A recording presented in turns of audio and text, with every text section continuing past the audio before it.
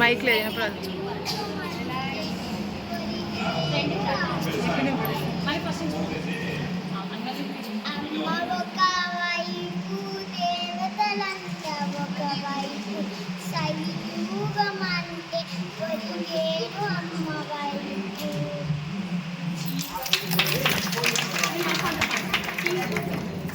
ఉండలే.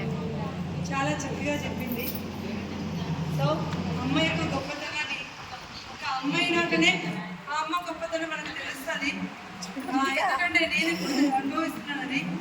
చిన్నప్పుడు మా అమ్మ నాకు ఏదైనా చెప్పి సరిగా చేయలేదు అన్నప్పుడు ఏది నేను బాగా చేసా ఈరోజు నాకు సరిగా చేయనప్పుడు నేను అదే మాట ఉన్నప్పుడు నాకు తెలుస్తుంది.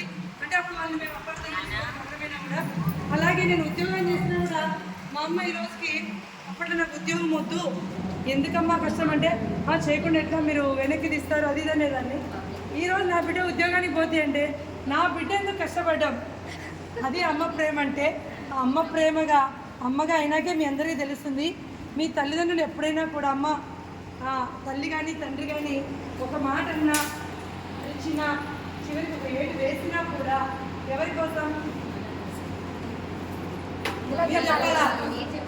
ఎవరి కోసం, మీకోసం అని మీరు ఎప్పుడైతే స్వీకరిస్తారో మీరు గొప్ప స్థాయికి వెళ్తారు. అలాగే మాతృదేవోభవ, పితృదేవోభవ, ఆచార్య దేవోభవ. మన సంస్కృతిలో తల్లికి చాలా